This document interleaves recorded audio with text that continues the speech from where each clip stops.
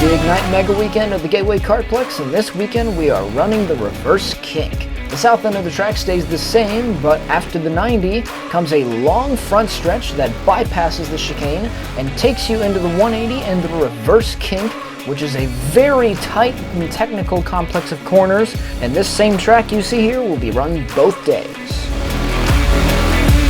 And welcome back to the Gateway Kartplex for round 7 of the 2024 Ignite season, our first single header of the season, and with how front heavy this season has been, we're already almost halfway through. The past couple of weeks have been pretty hectic. I've kind of been running in circles a lot, so I haven't got to spend as much time working on this as I thought, but we did get a few noteworthy things worked on with this. First thing you'll notice is the bodywork. The clear wrap worked like a dream, and all of the scratches that were on here before have now been taken off, and it looks good as new again. And since I ran out of clear wrap again, I'm currently working on putting some more on the rear bumper, which also has some brand new graphics on it. We have a brand new chain. The old one had a kink in it, so that's where we were seeing that rolling resistance issue. I also got a new needle bearing just in case, and I'm running my primary clutch rather than the alternate clutch which I was using in the last race. Same setup as the older clutch.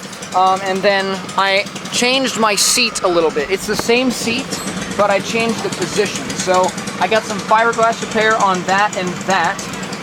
And before it was a little bit lopsided on one side a little bit, but now it's pretty much dead straight and even. Theoretically, that should help quite a bit with the balance of the kart. Most importantly, I have not gotten a chance to drive this kart since any of these changes have been made, so I'll be going into today completely blind. So I have no idea what to expect, but we're just gonna have to take the setup that we have into practice 1, and hopefully it goes well. And then we also got new tires. These were the tires that I intended to run in the challenge, but since I didn't get a chance to rubber them in practice, I'm just gonna go ahead and put them on today and rubber them in today so that they'll be ready for tomorrow. Obviously, I'm still gonna try and follow up on my performance from the last race where I got my first podium, but today, my main focus is getting this kart ready for tomorrow in the challenge race. We're gonna dial this kart in throughout the day. The layout that we're running today is the same as the layout that we're running tomorrow. So we're gonna try and work on this kart a lot and see if we can dial in that setup so that we can hit the ground running tomorrow when we've got like 35 karts on track. And there's still gonna be a lot of people here today. There's people that are making a full weekend out of it. I think we got a good package going, and gotta head to the driver's meeting, and I don't wanna be late, so let's go. All right, the driver's meeting is done, and we finished everything we needed to get done. We got our clear wrap all over the rear bumper, so that is great. That means the rear bumper is protected and hopefully won't get dinged up again. So glad we got that out of the way. But on a bit of a different note, I think I owe you guys a bit of an apology. So in the last video, in races 5 and 6, I was talking about the mystery track, and I said that I don't like the mystery track at all, and it's not a very good complex corners. And that was a bit unfair when I said that. I would think I was wrong in saying that, because I forgot that the reverse kink exists. I love the Gateway Kartplex. I love how they're able to change the track up for every single race, and basically do something new every single time. But this reverse kink that we're running today and tomorrow may actually be the worst corner of any go-kart track I've ever driven on, I kid you not. So with the reverse kink, we're coming down from a long back straightaway into here, and it's heavy braking, and then this would look like a really good passing opportunity going into here, but the kink takes that away, since that's basically like the chicane in a single file. So even if you get a really good run on someone going into here and you stick it up the inside of someone and you make it move here, you're going to be going alongside someone into what is almost certainly a single wide section of the track. And so in situations like that, especially on starts and on like basically any run where you're running in traffic, that just creates a huge bottleneck and kind of takes away one of the best passing opportunities on this track. So I don't like that at all. And if it's anything like this layout was last year, from what I remember running it, then it's just not going to be fun. I think this is going to be a massive track position race, So hopefully we can get up near the front in qualifying, but first we got to make sure our kart works. And hopefully it does, and hopefully we can get back up near the front where we were last time. So let's get into practice 1. 12 seconds later. So you think, oh, we're just right past me, I'm doing it right here. Exhibit A, why this is difficult. Oh, Chad, what have you done? You got to beat the curve.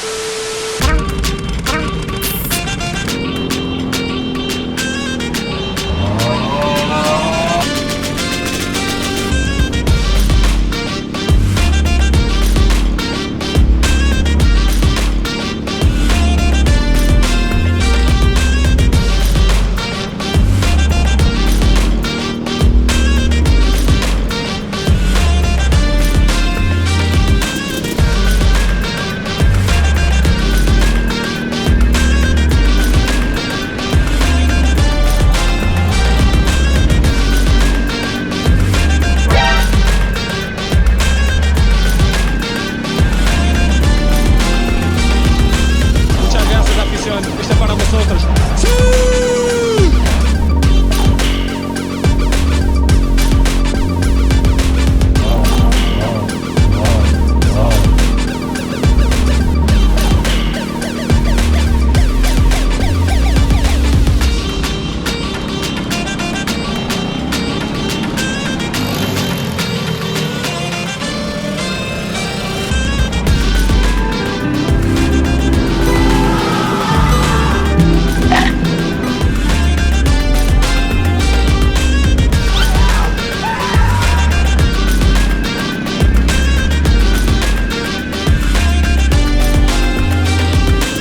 Alright, and that is our first 2 practice sessions of the day done, and it was kind of a dumpster fire. We finished 24th in our first practice session, and we made it up to 12th by our second practice session. Obviously, like I said, we had a ton of stuff that needed to be done on the kart, like we had new tires, new seat position, new chain, needle bearing, all sorts of new stuff. And in practice 1, that kind of took its toll. It just was an absolute disaster. And then the track width wasn't really set up right, so it was basically just pushing all over the place. I couldn't even turn right, and so I was just completely out to lunch. Made a bunch of changes, widened the front, narrowed the back. Throughout the day we've been making some smaller alignment changes and clutch setup changes. And in practice 2 we made it up to 12th, and we picked up 1.3 seconds from our practice 1 and practice 2 times, which is a huge improvement. So that is awesome, and I definitely feel like there's a lot more that I can do to get some time back.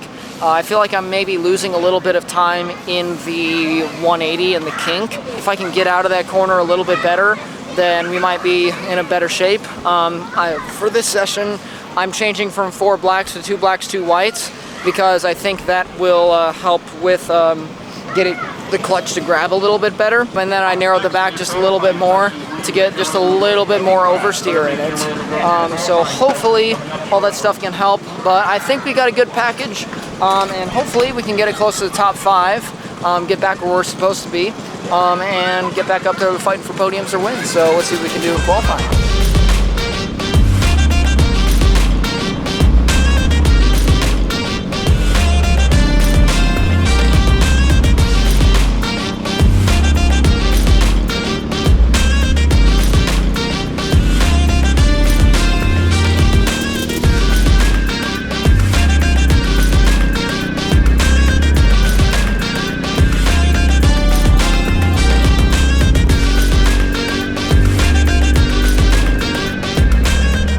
And that is qualifying done, and we finished up 11th out of 33 karts, which is still the top third of the field with how big this class is, but a little bit further back than I was hoping we would be. I think a lot of that just comes down to how Mickey Mouse this track is. There's virtually like no braking zones or technical corners where you can gain or lose time. So like the top 24 drivers are within a second of each other.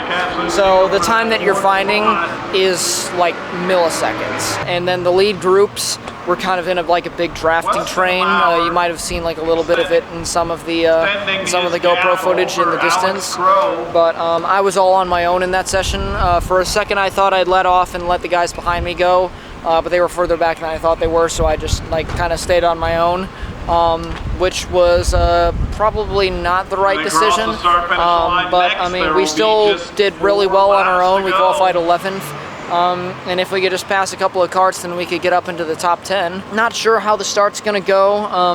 Obviously, like I said, the 180 is a huge bottleneck, so I hope everything's gonna get sorted out by then. And then there's a lot of people here today that either have not raced here in a while or have never raced here before at all because of the challenge weekend. So there's going to be a lot of question marks going into this race, but I feel like I have the equipment I need to be able to get up into the top 10 and be competitive from where I am on the grid. We just have to execute on it and see what we can do. Time for the Masters to go out. Also, I just want to point out Sean Scholes. That guy in the 29 car in front, that's Sean Scholes. I used to race iDrive with him. He crashed in qualifying.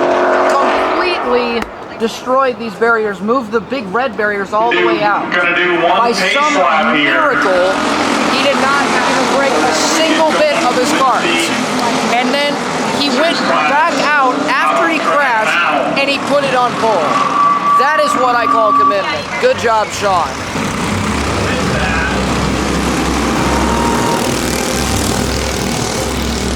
Chad Miller with Kerry Macklin. Lots of battling going on. Here comes Hanlon to the inside of Wicker. Wide for the third spot. Wicker muscles his way back up into third. Racing to go is Seth Hanlon. Really battling hard with Miller for that second spot. Chad Miller for that final podium spot in the barrier. In the woods, Miller and Wicker. Both drivers not giving each other any room there going into turn number 1. But here comes the leaders. We got Seth Hanlon to the inside.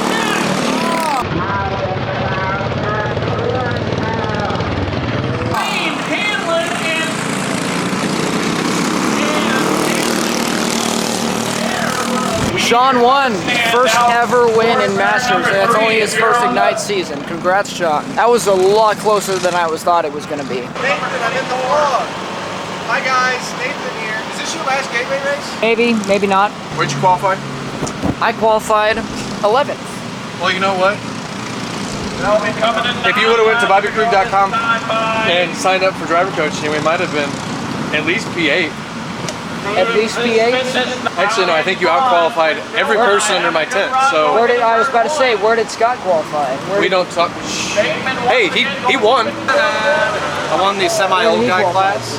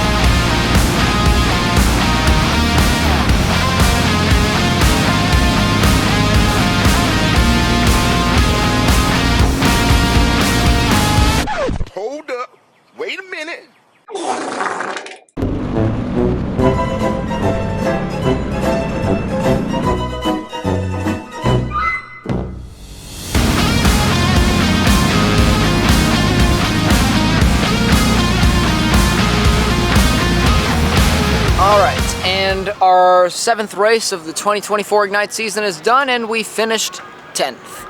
So still in the top 10, that's good, but definitely not where we wanted to be going into today. I was just playing catch up all day long from practice 1, where we were 24th and the kart was just a disaster to drive. We eventually got to a setup that felt good, but just everyone was improving at the same time that we were improving. So I could just never get back up there to like the top 5 in the podium area where we've been recently. There are a lot of good people that have come in from the challenge this weekend, so I would have had to get through them too. And then as far as the race, I said it before and I'll say it again, this track sucks. It is just terrible. There's absolutely nowhere to pass unless you're gonna like make a very low percentage move.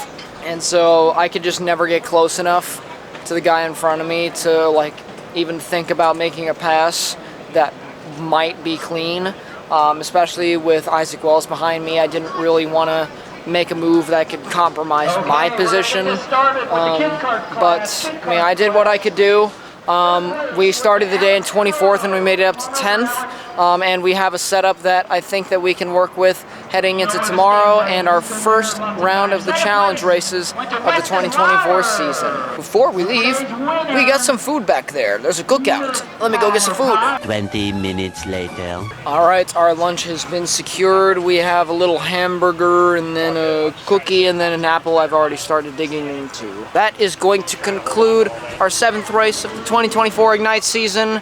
A little bit disappointing considering where we've been recently, but we know that we can get a lot better, and we know what we need to do going into tomorrow to make sure that we can hit the ground running and get up near the front in the challenge, which is going to be important for us since we're running the whole season. Just gonna get a good night's sleep and relax, and we'll see you guys tomorrow. Peace out.